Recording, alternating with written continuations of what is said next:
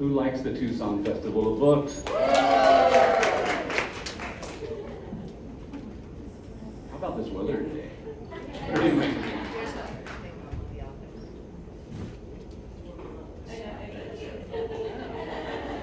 early morning. It's our full serenade. What's your song of choice? Oh, I've got three. Kidding, I'm not actually gonna sing. Everything. I don't know that. The only part of it is Let It Go. That's it. She killed at Phantom of the Opera at karaoke, though. I can attest to that. You missed my third eye blind. You left a little too early. Well, you were going to pull me onto it, so that's why I left. Oh, I was. I tried. Next time we're doing conversation.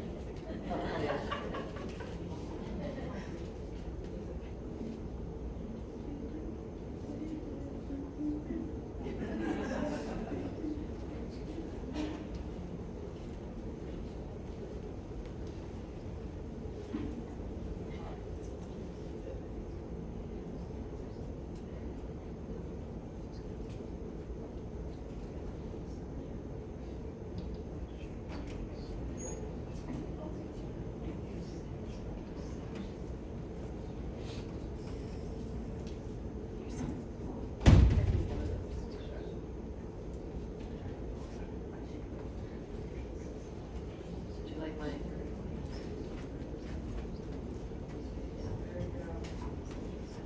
Jam. So jam.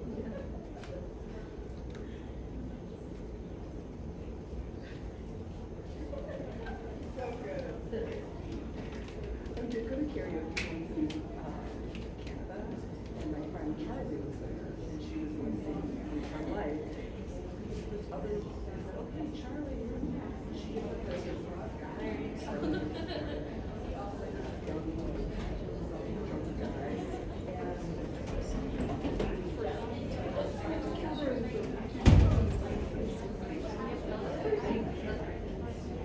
Okay. Leah. All right, it's 10 a.m. Let's get started. Woo! Good morning, everyone. My name is Jennifer Bushrow, and it's my pleasure to welcome you to the panel Adventure Time. The festival organizers thank Joan and Adrian Van Luzenoord and Terramore Properties, Inc. for sponsoring this location, and the Friends of the Festival for sponsoring the upcoming discussion. The panel will end in 1 hour, and we'll have 15 to 20 minutes for a Q&A near the end of the session. Make sure to stop by the book sales area and author signing at the sales and signing area U-Bake bookstore tent on the mall. It's just east of it on the outside of the tent after the session. Book sales at the festival help support the cost of the festival and the local literacy programs and funds. You can also help keep this event free and open to everyone by becoming a friend of the festival or a sponsor of the festival. You can find more information at the booth or TucsonFestivalBooks.org. As we begin, please silence your phones. Joining us today for the panel are 4 authors, starting with Liana De La Rosa is a historical romance author who writes diverse characters in the Regency and Victorian periods. Liana has an English degree from the University of Arizona, and in her past life, she owned a mystery shopping company and sold pecans for a large farm. When she's not writing, she's listening to true crime podcasts and pretending she's a domestic goddess, while she wrangles her spirited brood of children with her Asian husband in Arizona. Her book is Ana Maria and the Fox. Liana, could you briefly tell us what it's about? Sure. Ana Maria and the Fox is the first book in my Luna Sisters series, which is a Latinx Victorian series about 3 sisters who flee their home in Mexico City when the French invade in the 1860s, and they head to London and take the London society by storm. The first book, Ana Maria and the Fox, is about the eldest daughter, Ana Maria, and the next 2 books in the series will feature the remaining 2 younger sisters. Thank you. Alicia Thompson is a writer, reader, and Paramore superfan. As a teen, she appeared in an episode of 48 Hours in the audience of a local murder trial, where she broke the 4th wall by looking directly into the camera. She currently lives in Florida with her husband and 2 children. Her books include Love in the Time of Serial Killers and With Love from Cold World. Alicia, could you share with us the premise of With Love from Cold World? Sure. So it's, I'm like tempted to just read the back because it's right here. I don't want to do that. It's about two people who work at a kind of fake winter theme park in Florida, Asa and Lauren. And Lauren is kind of uptight and very controlled, and Asa is kind of a goofball. And they do not get along because they think that they're very opposites. But spoiler alert, they fall in love and they do get along. And it turns out that they're a lot more similar than they think. Thank you. Stacey Cochran is the author of 4 previous novels, including Eddie and Sunny, which was adapted into a major motion picture. Stacey was a finalist for the 2011 James Hurst Prize for Fiction and a finalist for the 2004 St. Martin's Press PWA Best First Private Eye Novel Contest. He teaches at the University of Arizona, where he received his doctorate in 2022, and he splits his time between homes in Summer Haven and Tucson, Arizona. His new novel is Jordan version 3.2. Stacey, will you tell us a little bit about it? If you knew a dark secret about the past of someone that you love, something that they don't know about themselves, and it would devastate them to learn, would you tell that person? I see a head shaking no. Or would you keep that secret to yourself? That's what's at the heart of Jordan version 3.2. Thank you, Stacey. Jo Segura lives in the Pacific Northwest with her husband and doggo. Her stories feature strong, passionate heroines and draw upon aspects of her life, such as her love of good food, her Mexican heritage, and her fascination with archaeology. When she's not writing, you can find her practicing law, shaking up a mean cocktail, or sitting out on the patio doing BuzzFeed quizzes. Her debut book is Raiders of the Lost Heart. Jo, can you tell us what it's about? Well, I'm not going to be as clever as Stacey. So my book is about 2 rival archaeologists searching for Aztec artifacts in the Mexican jungle. They're enemies to lovers, but really they were never truly enemies. They just think they are. And so yeah. Thank you, Jo. All right, I'd like to start things off with an individual question for each of our authors pertaining to their latest release. So, Liana, your book opens with Ana Maria and her sisters having just completed a traditional adventure, a long sea voyage from Mexico to England. Over the course of the novel, we see them learn to navigate London society. How does being a fish out of water socially affect a character's adventure narrative?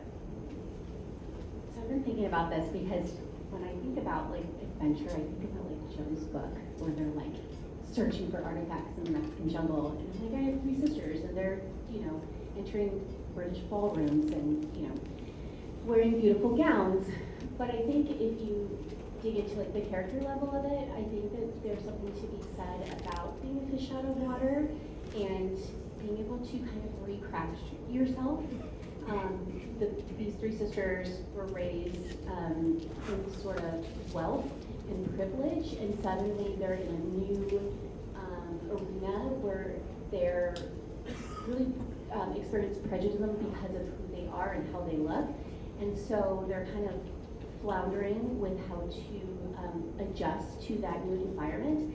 And on top of that, they're carrying a bunch of like emotional baggage. They left behind family that they're concerned about. They're keeping secrets now that they're in London, and on top of that, they are out from under the kind of domineering or the watchful eye of their domineering father, and so they have an opportunity to sort of recraft themselves. And Ana Maria is the eldest, and I don't know if we have any eldest daughters in here. Yeah. And I think that as an eldest daughter myself, when you're thrust into like these new situations, I don't know about you, but I'm constantly like, okay, mindful of my siblings, wanting to protect them, mindful that I have to uphold the family name and like create a good impression. And suddenly, Ana Maria doesn't have her father there to make sure that she stays in line, right? She can decide to be different and do different things instead of take control of her life in different ways. And I think that that's very exciting for her to do, even if in many ways she still falls back into, we can't completely change who we are at the core of ourselves. And, but I think that for her, that that is the adventure, that she can be the Ana Maria that she wants to be and not the Ana Maria that she's told to be. And adventurous. For sure. Alicia, your story is mostly set in a place the main characters are already familiar with, the winter-themed tourist attraction they both work at. How does their budding romance bring a new layer of adventure to the familiar? So I'm just going to caveat and say that my book is not super adventurous. I just want to say that from the top, just so that people don't get the wrong impression. They're pretty much just in Florida at their workplace. But I do think that one thing I was kind of obsessed with as I was writing it is the idea that you think you know people and you work with them all the time and you see them like every day. And then sometimes you realize that you didn't really know them as well as you thought that you did. And you realize that there's a whole other layer to them. And so that's something that I do think is kind of, in a way, if I can stretch it, a little bit of, an adventure. Just like the idea of getting to know somebody on this kind of whole other level. And I thought that was a really fun part of writing Cold World, was that, Lauren and Asa have worked together for like 2 years, and they have this very clear impression of each other, but it's very wrong, actually. And then they see the ways that they have a lot more in common, which I've already said. So, okay, yeah. Thank you.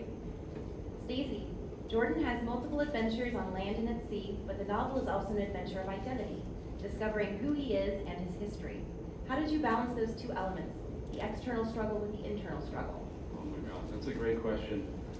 Well, I was a year into this novel when I realized that it was a love story. So I started this in 2014, and it's just being published in 2024. So I worked on this for about 9 years, for sure. And as I was kind of developing myself, I'm very interested in identity development, especially constructed identity, the things we project to others in terms of who we are, what we believe. And the story starts with a character whose memory has been erased, although he doesn't know that. He thinks he just has amnesia. And when he survives to reach an island, on that island he meets a young woman who claims at first she doesn't know who he is, and she also claims that she has no memory from before the island either.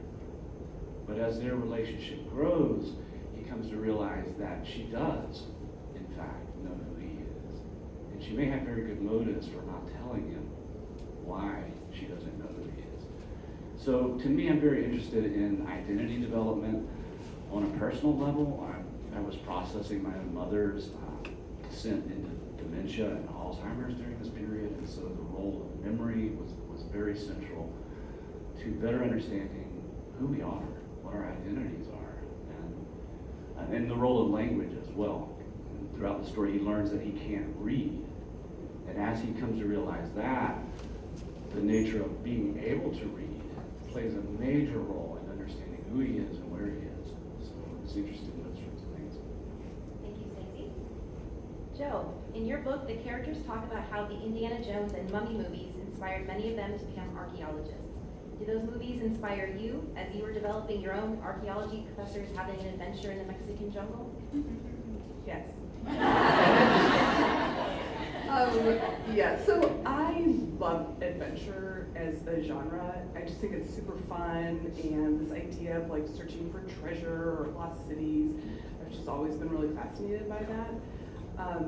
The Indiana Jones movies were like really important movies when I was growing up. My parents like loved those movies. My siblings and I, we would watch them, and we would build like these little obstacle courses around our house, like trying to do like the Raiders of the Lost Ark, like scene at the very beginning with the boulder coming, and we'd run and like jump over the couch and roll down on pillows, thinking that we were in the movie too. But those movies I've always loved them. Like if those movies are coming out, I'm always going to be there on opening day to see those types of films. And so when I came up with the idea for writing this book, it really was this idea of, I knew I was going to write a book about archaeologists, and I thought, oh, if we had Indiana Jones and Lara Croft on a dig together, I bet they would hate each other, because they're both like super smart and both like the best at what they do. But I also bet they would have the hots for each other because they are both like just so deliciously attractive. And so that's really where this came from. But I just love those movies, and I thought it would be kind of fun to do something that was a little bit different from the movies that I love, which usually feature white male in a foreign country destroying things, and have it where she's the badass, like a Lara Croft, but then give her a love story. Unlike, Lara Croft movies are really just about her being amazing. I wanted her to be amazing and have the love story. Thank you, Joe. All right, now we're going to transition to group questions. So adventure romances are generally full of physical danger and tension. When you were crafting your characters, did you view it as an opportunity to reflect that tension in the love story as well? Or did you want the love story to be a reprieve from the plot, and why? Alicia, how about you start us off? I mean, the most physical danger my characters get in is that Lauren tries to ice skate and she's really not very good at ice skating. So, but yeah, I think in general, I'm thinking more of other movies and books, to be honest with you, like Raiders of the Lost Ark, and I'm thinking of Romancing the Stone and stuff. I do think that the quiet moments with the romance are a nice reprieve from it. But then I also think that the moments of high tension, it's nice to be able to see the characters the way that they, in moments of crisis, actually come together and work together. And that is something that, again, in my book, although not super adventurous, I do kind of deal with this as they're basically both trying to come up with a plan to save this place that they work at because it's not doing super well. And so I like the idea that as they're working together on this shared goal, you see them kind of both finding ways to, support each other in that and the ways that they can work together. Yeah. Stacey? Yeah, it's a great question. One of the things that I love about this particular story is that the heroine in the story, Aaliyah, really is the person who has the power because she has the knowledge that predates the island, and she keeps that close to herself. And she has really good reasons for keeping that knowledge close to herself. The story is definitely an adventure story. There's no doubt about that. I'm feeling like I should reveal publicly for the first time that I am working with an Oscar-nominated screenwriter in adapting the Jordan novel. It's just been out for 2 weeks. So this young guy has a film that's up for the Academy Award tonight at the Oscars, and I've been working with him for 4 months in developing the adaptation of this for film. So check it out. It's called The After. It's one of 5 films that's going to be up for the Academy Award tonight. And like I said, we're adapting the Jordan novel and potentially series as well for film. So I think it'll play really well as an adventure story, as a love story, as a thought-provoking story to make us think about some of the ethical choices we have to make in life. Yeah. Joe, what do you think? So, Raiders is definitely more a romance than an adventure book. And, I've had some people say, oh, I wish there was more adventure. But when I wrote this book, a lot of it was me trying to write a book that was similar to what I know to be how archaeological dig really goes. But there is plenty of adventure. So I just want to say that because, that is something that I think when people see this cover, they're like, oh, there's going to be, all sorts of crazy things happening. And there are, there are things that happen, like physical things that happen. But really, it's a love story, and it's a love story within a love story. They're out there searching for these Aztec remains of this Aztec warrior who Dr. Mejia believes to be her ancestor. He had fled the Aztec Empire because he fell in love with a villager, and their relationship would have been frowned upon back in those times. And so, it's a love story within a love story. I agree with Alicia that having those moments where they're in the adventure, they're rafting down the river, and all of a sudden, you know, they find these rapids and they have to react, and you know, how do they react together? Or, you know, there's bad guys out there and they have to run through the jungle and, you know, save each other. And to see how they react with each other, I think really helps to strengthen the relationship. But then you still have those quiet moments where they're alone and they're not doing anything physical, where they're really able to connect and bond with each other, that I think really help to build the story and the love for the two characters. Liana? So a lot of the danger in my book, in Anamari and the Fox, is danger you would encounter from like sharp tongues and gossip within a ballroom, right? That requires a specific set of skills to be able to volley those back in a way that's not crude or rude or like, let's go step outside right now and handle this. So a lot of the danger that they encounter revolves around that and dealing with prejudice, both microaggressions and, you know, more overt ones. But I will say, for those of you who read the book, you know, at the end there is an inciting event that forces the male main character, who up until this point is like your classic Capricorn. He's very like dutiful, very focused and ambitious. He knows what to do, and he's very kind of close, keeps his like feelings really close to the chest.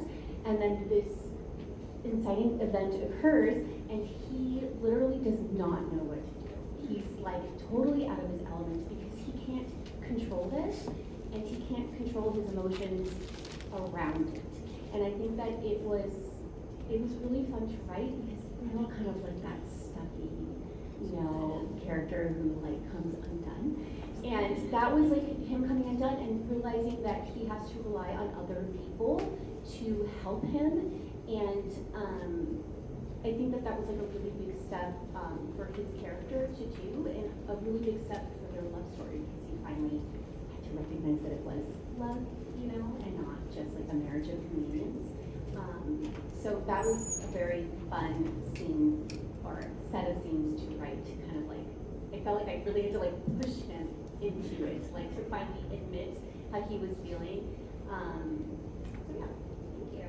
Like Gideon Fox is like stoic on the streets, hot in the sheets. I'm very into Gideon Fox. For a romance novel to be filed under the category of adventure, what are the key elements that you think need to be present? Stacey? Well, I think for me, it would have to be a sense of, well, first adventure itself, but I think the location plays an important role. So in the Jordan novel, Jordan wakes up at sea wearing an emergency life vest. It looks as though he's been in a plane crash to the reader. It's all told from the first person point of view. And he survives the ocean to arrive at an island. And when he arrives at the island, he comes to realize he's being recorded the whole time. He's being videoed, right? So it's kind of inspired by the Truman Show to some degree. But I think the location, to me, is important. If you think back to Indiana Jones in that series, it's all about exotic locations. To me, that contributes a significant amount to what I conceptualize as adventure. But we can have adventure in very commonplace places as well. I'd love to hear your thoughts on that. Joe?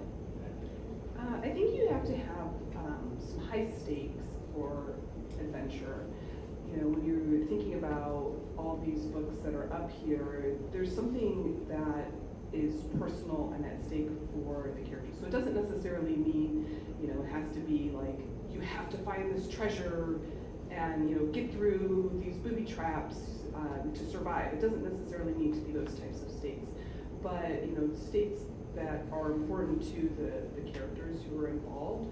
I think that's really important for an adventure story to work. How about you, Liana? I feel like Stacey, you mentioned this, that adventure can just be in the ordinary, and I think that it could be anytime someone does something different than their ordinary, right? Sometimes, look, I'm very much a creature of routine. I know what time I wake up, I I know what drive, like the roads I take my children to school, and heaven forbid there is construction and I have to go off path because it stresses me out. And if I have to like stop at the grocery store, that could be an adventure for me. Totally different than what I normally do, right? And I think that we get caught up in, sometimes we have to do like exciting, bold things, but really, I don't know, maybe going through a pandemic and, us being closeted, sometimes it's nice to just do something different. However we define that different, however it takes us out of like the routine of our lives, I think that can be an adventure, or that's what I tell myself when I have to do something. I agree. If I can piggyback on that a little bit, I do think the element of bravery and courage comes into play in adventure. That's what I'm hearing from this. So really testing yourself to go beyond your comfort zone. And sometimes that's forced by context, wherever you are. But it may be a choice that a character makes to say, hey, I'm going to step out of this comfort zone and do something brave. I'm going to do something with courage. And I think that's a big part of an adventure as well. Alicia, what do you think? Yeah, I feel like I'm getting radicalized, and I feel like, fuck yeah, my book's an adventure. They're all adventures, yeah. Because literally as I'm sitting here, I keep thinking about those movies I love are the ones that are like, they all take place in one night, like Superbad or something. And as I'm sitting here, I'm like, Mallrats is an adventure movie. I don't know, am I wrong? Like, it's like, there's a clear goal. It's like, we have to get you on this game show so you can tell your ex that you're sorry and that you love her and whatever. And it's like the whole movie is this adventure about the goal. It all takes place at the mall. I don't know, I love Mallrats. This is great. So, I don't know, yeah, I agree with what everybody's saying. Bravery, adventure, excitement. The Jedi craves out these things, It's not a sailboat, it's a schooner. Yeah. When you're writing,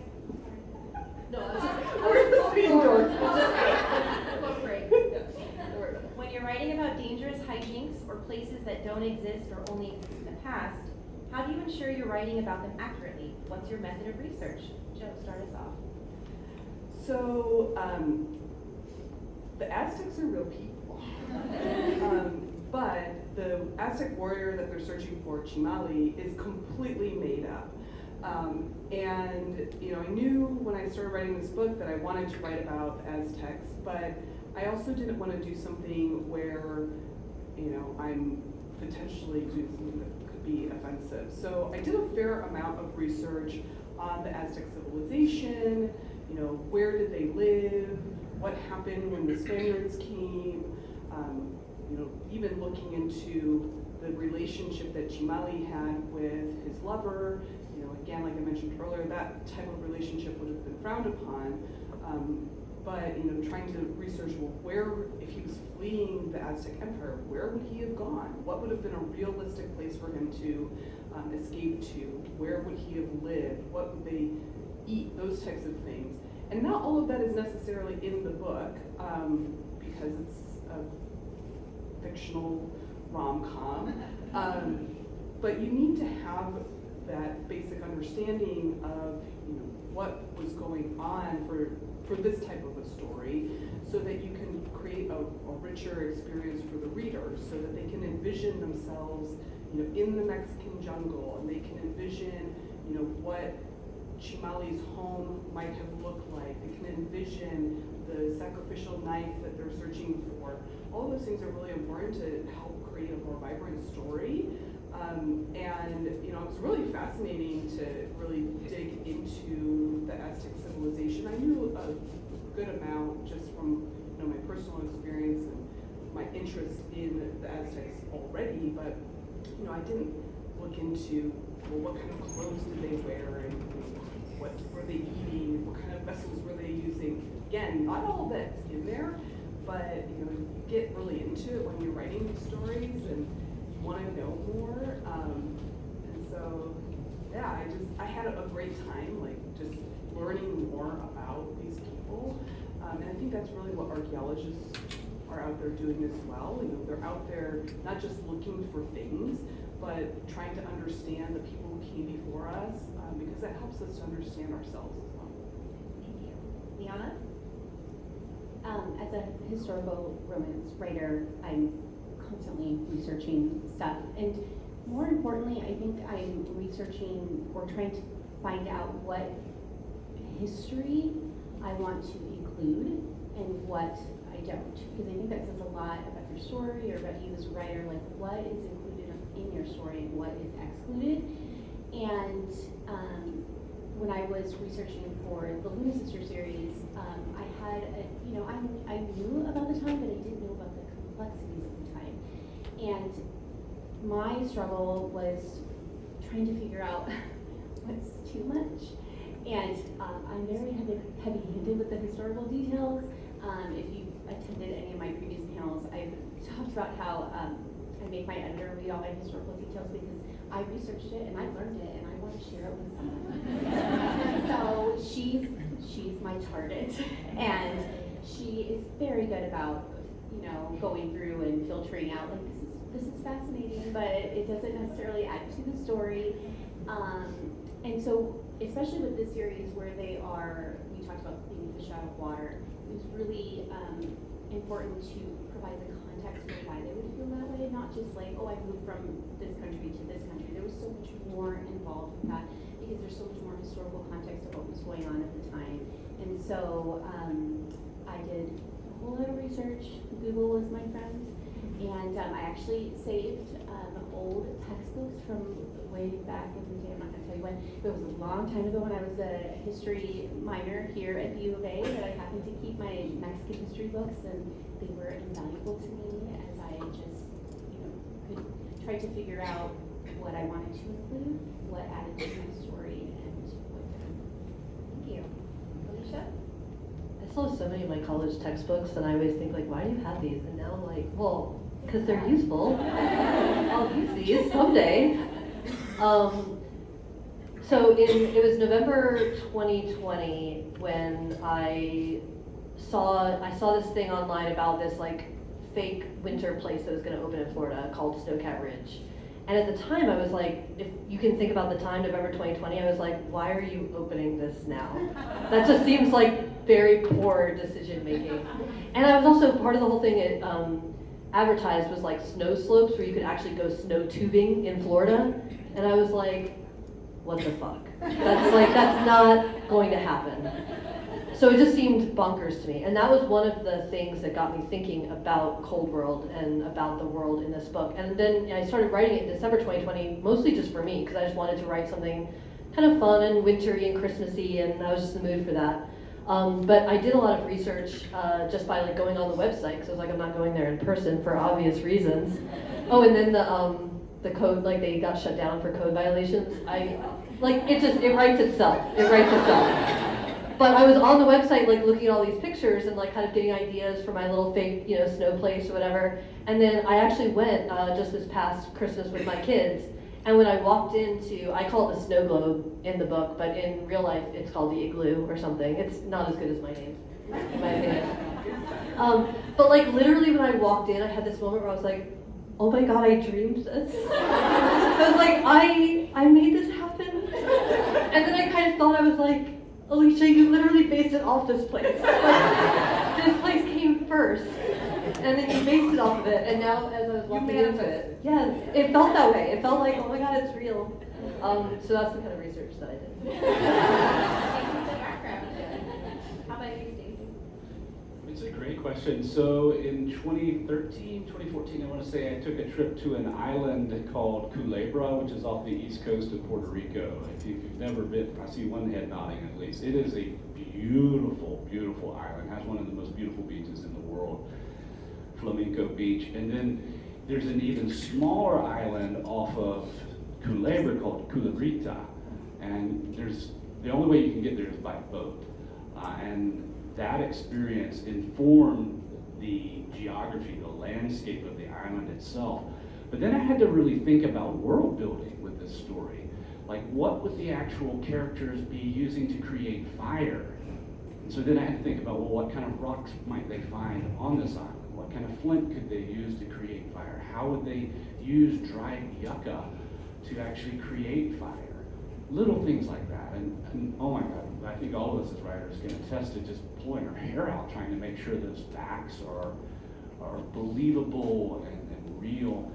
And I should take this moment too to point out that my editor is sitting up here on the front row. Christy, please stand up. If anybody's looking for a phenomenal editor, Christy McKenzie is one of the best in the business. So you should come up and chat with her afterwards if you're a writer and you're needing an editor. She made sure that all those details were there and made sense and were believable. Thank you. Liana, your book is historical. Stacy, yours is sci-fi. Joe and Alicia, yours are contemporary.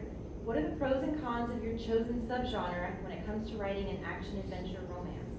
And Liana, you can start us off. I think that historicals just lend themselves to adventure, whether you're writing like a pirate book, or you're writing about Highlanders, or you're writing a time travel romance with Highlanders, or whatever it is. I think that history is so vast, and there's so much fertile ground to play with. And I did my best with the Luna Sisters, even though it's set in London, in ballrooms, that there's adventure to be had, just in a different way. They might not have like knives underneath their gowns, but they have their sharp wit to as weapons. So yeah, there's just a plethora of different settings that you can play with in historical. Thank you. Alicia? I think contemporary is challenging just because it's the world that we know. And so there's a lot of stuff where I think you put your own, knowledge of the real world as you're reading the book. And obviously the book is a fictional kind of version of the world. For example, in my book, DeSantis is not the governor of Florida. It doesn't say that explicitly, but I hope you know that is very much the case. Because I'm not writing a book where he's the governor. Yeah, you and me both. Yeah. What if? No, none of that, no. So yeah, it's a very different version. But I always say that I'm like cursed to think about the economy when I'm writing romance. Like I don't want to, but I just can't help it because it's like, And so I'm always thinking about like, how are these people living off of this wage? And like, are they getting benefits? And this is the kind of thing that, when you write contemporary sometimes, even if you don't write it to the book, you almost like can't not think about it. What are these people's beliefs about these things? What are, and it's, it's a romance, so we don't need to get all into it. But like, as I write it, I definitely am like thinking about all this stuff. Where I'm like, of course Asa has housemates. How is he surviving without housemates in Orlando? I do that with historical, where I'm like, how do these people have all this money? Yeah. Where does this money come from? Where does the money come from? Yeah, where does it come? Do I want to go there about where that money comes from? Probably. My favorite thing when I read Jane Austen is to be like, how much is 10,000 pounds a year? Like trying to figure out like, how rich is Mr. Darcy? How do I get that rich? Yeah. Stacey? It's a great question. So the novel that predated Jordan, Eddie and Sonny, which I have flyers of up here, it came out in 2015. It was a best-selling novel that year, and then it got optioned and actually made into a major motion picture starring Gabriel Luna and Joanna Vanderham. The film came out in 2022. And that novel is set very much in a real world. It's set in the state that I grew up in, and it is a very realist kind of novel. It's a love story ultimately. I think everything I'm going to write is going to be a love story. And I really wanted to challenge myself to step out of the world that I knew, the dialect that I knew. And that was part of why Jordan took so long to write, was that I was challenging myself to get out of my comfort zone, to be a little bit brave and say, okay, because I had my agent saying, just write a sequel to Eddie and Sonny, right? It was a best-selling novel, it's getting made into a movie, just write Eddie and Sonny 2, which I may do, we'll see. But at that moment, what I really wanted to do was create a world that I was somewhat unfamiliar with and challenge myself in that way and respond to some of the readers' comments with Eddie and Sonny. It was generally favorably reviewed, but I wanted to create something that was pure entertainment overall, and that's really what I've strived for with the Jordan novel. Joe? So Readers doesn't really have to be contemporary, except for the fact that Corey is very sex positive, and so she brings her vibrators, so it had to be somewhat contemporary, you know. And she's on Tinder, so, you know, it needed to be in the present time. But otherwise, you know, it was really just, I felt like I was already doing enough research on the Aztecs. I didn't need to also research, well, what was going on in the 1940s or 1950s. So I need to bring the Nazis in, just like Indiana Jones. And I just wanted to focus on these characters and what I know is now. So I just went with that. I tend to write contemporary, and I think a lot of it's because of the research. Like, I don't know how people do historical. Like, to me, I'm just like, that's amazing. But my brain doesn't work that way. My brain's like, oh, that's too hard. So I'm gonna write what I know, and I'm gonna write about archaeologists in today's time. Great, thank you. All right, I'm going to open up Q&A a little early. We do ask that you try to keep your question brief and relevant to the topic. Who has a question for our panelists? Or I have other questions. Yes. So I guess this is mainly for Joe. I know this is your first novel. Are any of the other characters storyline or you want your story told? So the question is for Joe, and if any of her other characters are going to be written to a future novel.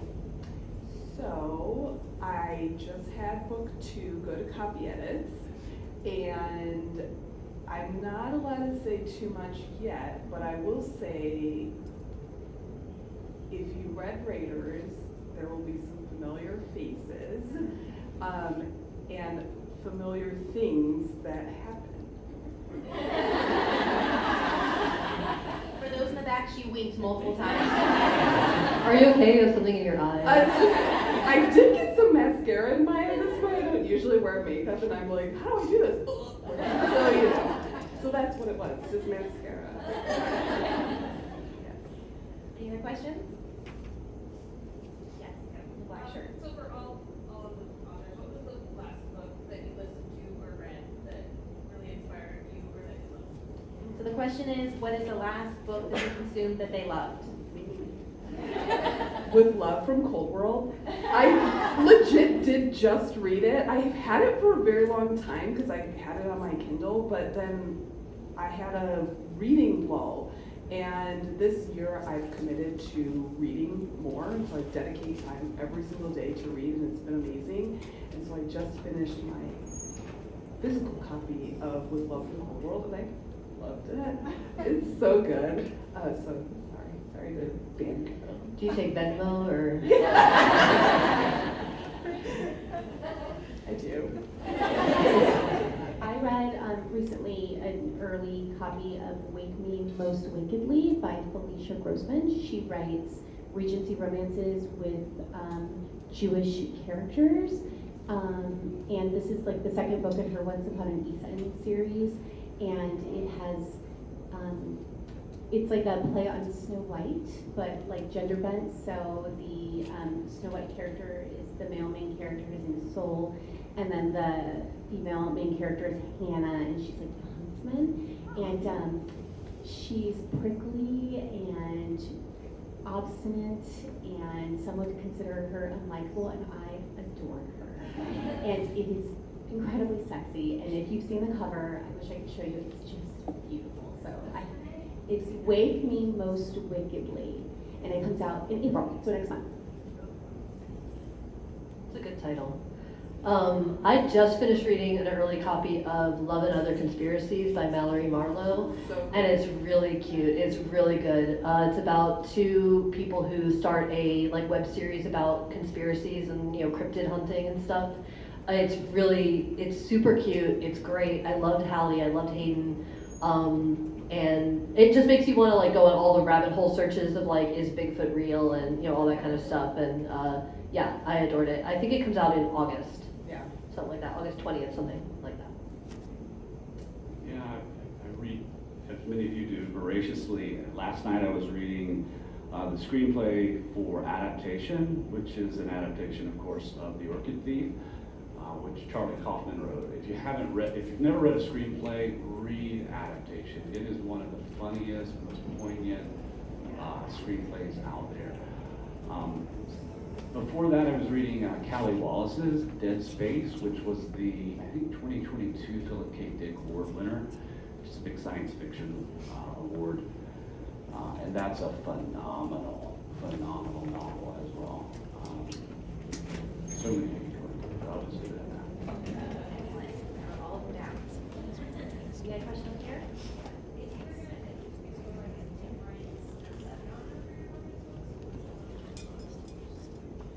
Which subgenre would they pursue in the romance category? If they needed to change. Can you repeat the question? Sorry.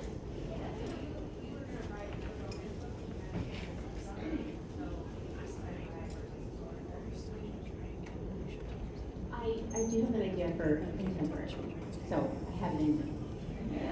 And it's really good. She shared it, and it's like really good. That's all I can say.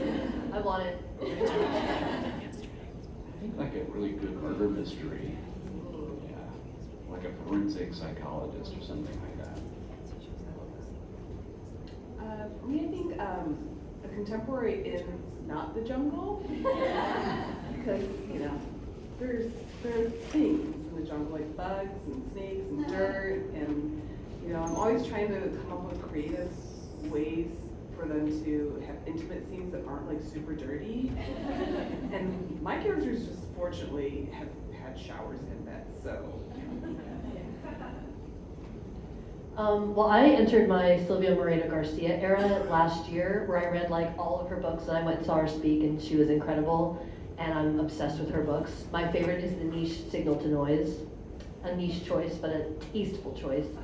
And so I kind of feel like I have like a horror romance in me. Like I feel like that's in me. With your serial killer and yeah, we'll vibe with that. Yes. Hi. I'm curious to know how you choose the ages of your characters. Good point. And I'm wondering, is that, I mean, are publishers imposing these guys in their 20s? Or how do you choose the age of your characters? So the question is, how do they choose the age of their characters and if the publisher has a say in them? I'd like to tackle that one. Yeah, it's a great question. With the Jordan novel, I originally was writing this as a YA. It actually started out that way. Again, part of why it probably took 9 years to write. And so I was, you know, I have a 13-year-old daughter who I think might be in the room. And I've dedicated the Jordan novel to her, as well as the director of Eddie and Sunny. And so as the novel evolved, I thought, okay, no, this character should be in his, at least his late 20s, based on what we learn about what he has done before the island that he doesn't have memory of. And again, I've just had tip to Christy, my editor up here, who gave me some good feedback on that. We worked on developmental edits for over a year in developing this novel. So it's a great question. I don't know that I would say it was imposed, but there was good suggestions from a phenomenal editor saying, okay, I think this character would need to be this old for these things to have happened to them prior to the novel, or prior to the island. Yeah, I'd say the same for Raiders. They're both doctors of archaeology, so they have to at least be a certain age. So they're both in their mid-30s. And you know, part of that is also, this is a physical job, and so I wanted them to be out there in the field, you know, doing physical things and being really hot. It was just very important to me that they were really hot. I mean, I love Indiana Jones, and I saw the most recent movie, and I'm sorry, he wasn't as hot as back in the day. Still, I mean, I was still digging it, but you know, so a lot of it was really, they had to at least be in their 30s to be where they were in their careers, or it wouldn't make any sense. I thought a lot about the ages in Cold World actually, because they're both like 28. And I thought about, for me, part of the reason why that age was important for them is because I think it's that age where you're kind of starting to get conscious that you should be living like an adult. And you start kind of feeling like, okay, like I have friends who are getting married. I have friends who are buying houses. Like I have friends who are in their careers and they're like professionals and they've gotten their degrees and all that. But then we're not all there at that age. And it's a very, I mean, I'm gonna be 40 in 6 days, Pisces season. So to me, like 28's like very young, you know, like you have so much life ahead of you. But I do feel that pressure at that age. I think you start getting those feelings of like, should I have my life figured out? And especially for Asa in this book, you know, he's been working as kind of a retail worker at like this Colt World place. And he's very conscious of the fact that like, are people looking down at me at this point in my life? Should I be 28? Should I be like doing more with my life than what I'm doing? And so the ages were very important in that case. But like my editor never said anything about it. She never had any, you know, opinions about the age either way. And I think that there are a lot of beautiful romances that are being written with a wide variety of ages now, which I will plug Flirting with Benefits again, if you can hold up the prop book, please. Because it is a book written by Sarah T. Dub in our audience, who, the characters are over 40, which is really, it's really cool. June 4th. Yeah, June 4th. So my editors have never said anything about ages of characters or anything like that, but I think there is this mindset about historical characters and, you know, heaven forbid they don't marry by the time they're 23 and they're a spinster, when research shows that a lot of women at that time were married much later in their 20s, if not later. So, you know, that's something that I kept in mind. More importantly, specifically for the Luna sisters, for Ana Maria and her sisters, I had to consider what life was like for higher class Mexican women at that time, what was expected of them. They were expected to marry and have children. You know, the Catholic Church was a very big part of their lives, and you know, I really had to play with how old can I make them and still make it realistic that they would be unmarried, that their father, who is this high-level politician, wouldn't have brokered some sort of marriage with them. And I think in Ana Maria and the Fox, Ana Maria is 24, and I really was like, oh, he probably would have tried to marry her off before that, but I was like, I didn't want to make her any younger than that. And I ideally would have wanted her to be older, so she has more sense of self, but 24 was what kind of like worked. But I have written characters, one of my favorite novellas that I've written is A Married Couple in the 40s, and that was what I loved. So it really is just dependent upon the story and what works for those characters and what you're dealing with. Well, the 1860s 24 is like the 2020s 36 or something. You know what I mean? Like. Can I toss it back to the person who asked the question? Is there an age that's not represented that you would like to see more of in fiction? No, anything over 40 is rare. It's great to hear. The vast majority of us are over 40. Right, exactly. Well, and I was in a... And so, hey, everyone in here is looking on point. Very, so fire. Well, it's so important that we do represent voices and characters that we can identify with, right? So we should maybe resist some of these tendencies to want to have just younger characters in love stories. And I'm in the process of making a film right now myself as a director, producer, where it's a mother-daughter relationship where the mother is estranged from her daughter, and the mother she's played by the phenomenal Cindy Meyer here in Tucson. And she's a character that's in her 70s. Right, and I could see developing a love story for that character, and that would be kind of, you know, there was a question about what might we like to explore, and I you know, as somebody who's just past 50, I kind of want to explore what that's like. For what it's worth, I'm surprised to hear your characters are as old as they are, because it sounded like we were talking about teenagers. I appreciate the question. It's a great question. It's a provocative question. We should all be considering representation really well. I see we have 10 minutes. Do we have another question? When it comes to developing the physical media, how much of an input or suggestion do you have when it comes to cover art and that sort of thing for writing characters? So the question is, how much input or say do they have in cover art and other marketing things like that?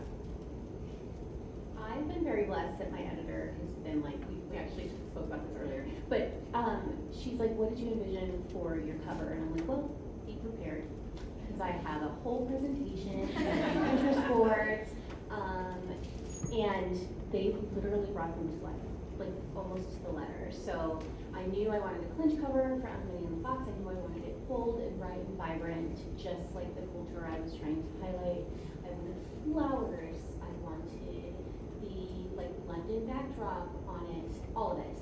And the artist that they commissioned to do my cover, her name is Camila, and she's Brazilian, and she also did the amazing cover for Raiders of the Lost Ark.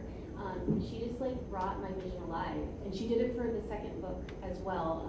Isabella the Rogue is the second book in the series, and I was like, I want them on a settee, like cuddled together, and they should be surrounded by books, and I want the Mexican village at the bottom, like just all of it came to life so perfectly.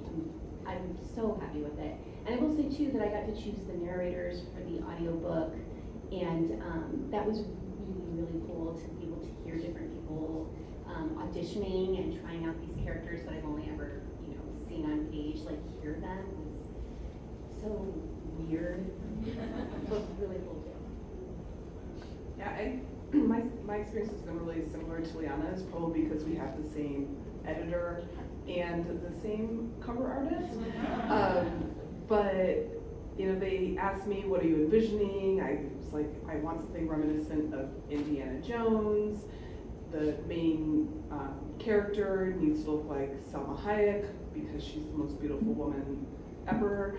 And they first gave me a cover with the like just a sketch with the guy who was really kind of nerdy and scrawny looking, and I'm like, no, he needs to be hotter. And they gave me Shaggy from Scooby-Doo, and I'm like, no, he needs to be, and I was very specific, give me Chris Hemsworth in Ghostbusters.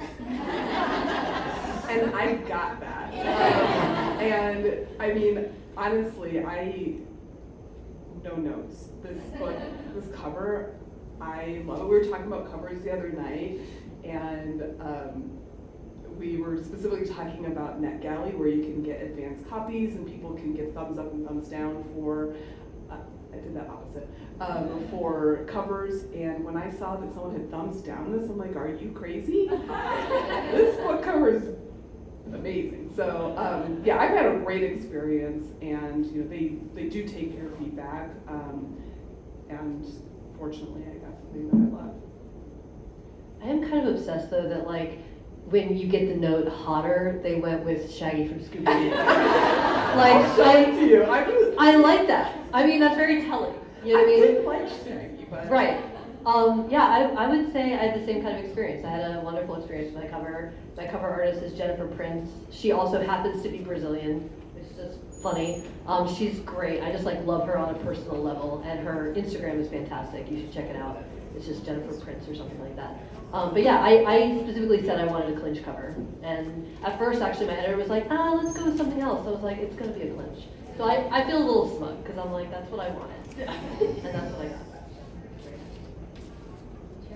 Yeah, I mean, I have memories of working at a movie theater when I was in my teens, and seeing the poster design of movie posters was absolutely instrumental in everything I've done over the last, 40 years or so at this point. For Eddie and Sonny, the central image was by a Spanish photographer, Javier de la Torre. And the novel was acquired by Amazon via Kindle Scout. I don't know if anybody's heard of that program, but Amazon acquired that novel. So I commissioned the photograph from Javier and went about designing the cover largely on my own. For the Jordan novel, that was much more of a collaboration between myself and the publisher, for sure. So there was a lot of good feedback back and forth about how to design it. We're almost out of time, so rapid fire response. If you were offered an all expenses paid adventure anywhere in the world, where would you go? Alicia. I'm going to say Japan, just because it would be really expensive to go by myself. So when I hear all expenses paid, I immediately start thinking about like, how do I get the most for my money? And I really love the Phoebe Bridgers song Kyoto. So I'm picking Japan. Stacey? Oh, this summer I want to go to the beaches in northern Germany. I've heard they're absolutely beautiful, and I've just discovered them. In fact, I was talking with someone last night about an island called Sylt in Germany that I want to go to. So. Joe? The French Riviera. How about you, Liana? Ever since I was a girl, I wanted to go to Austria after I watched The Sound of Music, and I want to just go find a hill and like act like I can sing. Yeah. So I was gonna serenade, so. there you go. Great, thank you. So unfortunately, we're out of time, but if you have more questions for our panelists, all 4 of them will be at the Ask Me Almost Anything Romance Author Edition panel later today at 4 p.m. You can scan the QR code near the entrance to this room to submit your questions anonymously for consideration. But a special thank you to our authors for their participation today, and thank you to all of you readers for attending.